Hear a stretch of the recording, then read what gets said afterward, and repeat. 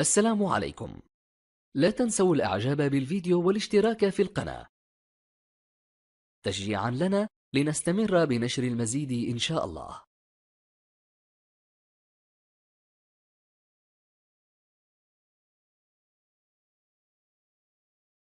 Was identified as mentally retarded, put back from the 5th grade into the 4th grade, and stayed in that category until I got out of high school. I don't have any college training, but I met a high school teacher who one day changed my life. I was waiting on another student, and when he came in, he said to me, "Young man, go to the board and write what I'm about to tell you." And I said, I can't do that, sir. He said, "Why not?" I said, "I'm not one of your students." He said, "It doesn't matter. Follow my directions now." I said, "I can't do that, sir." He said, "Why not?"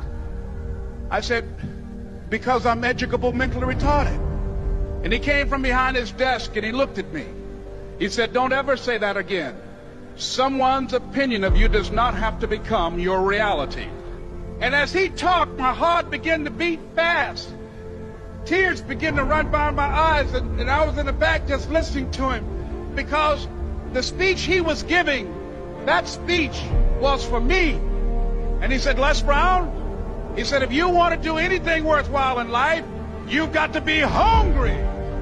I told Mr. Washington I wanted to become a disc jockey. And so I started working to develop myself. He said, "I want you to practice every day being a disc jockey." I said, "But I don't have any job now." He said, "It doesn't matter." He said that it's better to be prepared for an opportunity and not have one than to have an opportunity and not be prepared. And as I was working to develop myself, I applied for a job as a disc jockey, WMBM on Miami Beach. I went to a guy named Milton Butterball. I said, "How you doing, Mr. Butterball? I'd like to get a job as a disc jockey." He looked at me, he said, "Do you have any broadcast background?" I said, "No, sir, I don't." "Do you have any journalism background?" I said, "No, sir, I don't." He said, "We don't have any jobs available." I said, "Yes, sir." I went back to Mr. Washington and I told him. He said, "Don't take it personally." He said, "Most people are so negative, they will have to say no 7 times before they say yes." He said, "Go back again." So I went back again. I said, "How you doing, Mr. Butterball? My name is Les Brown." He said, "I know what your name is. What do you want?" I said, "I'd like to know whether or not you have any jobs at disc jockey, sir." He said, "Didn't I just tell you yesterday we didn't have any jobs?" I said, "Yes, sir, but I know whether or not somebody got laid off or somebody was fired, sir." He said, "No one was laid off or fired. Now get on out of here."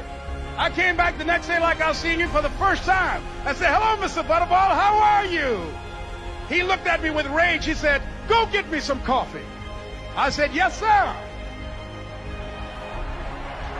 And I went to get him some coffee. After a while, I would give them lunch and dinner, and I would go in the control rooms and take the disc jockeys their food, and I would not leave until they would ask me to leave. One Saturday afternoon, while I was at the radio station, a guy named Rock was drinking while he was on the air. I was the only one there, looking at him through the control room windows, walking back and forth, young, ready, and hungry. Pretty soon the phone rang, and it was the general manager. And I answered the phone. I said, "Hello?" He said, "Les, this is Mr. Klein." I said, "I know." He said, "Rock can't finish his program." I said, "I know." He said, "Would you call one of the other DJs in?" I said, "Yes, sir."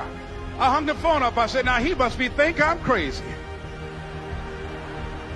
I called my mom and my girlfriend, Cassandra. I said, "Y'all turn up the radio and come out on the front porch. I'm about to come on the air."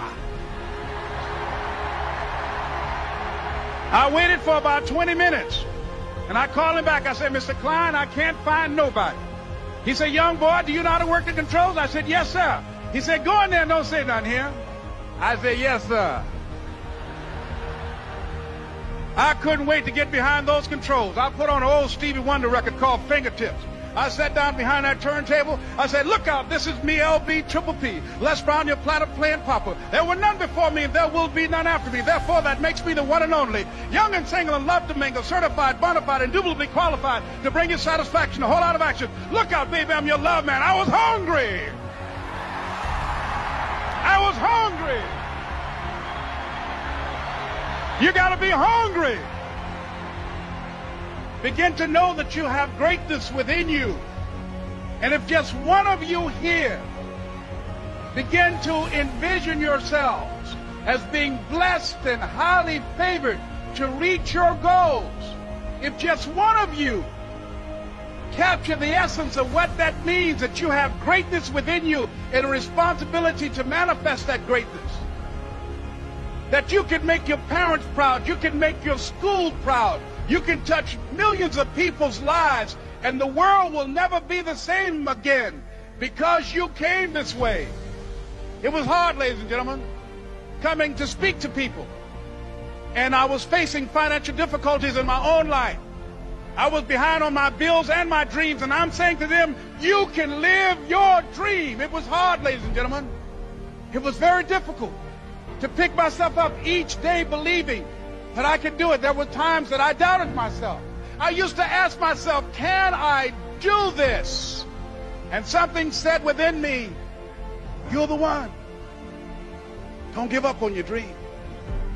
By continuing to push forward, by continuing to run toward my dream, that one day I would have my own talk show. It's a long shot, ladies and gentlemen, from Liberty City, an abandoned building on a floor, never knowing my mother or father. It's a long shot. Being here with you today in this dome in Atlanta, it's a long shot. No college training, labeled educable, mentally retarded, but I kept running toward my dream. Don't stop. Don't stop running toward your dream.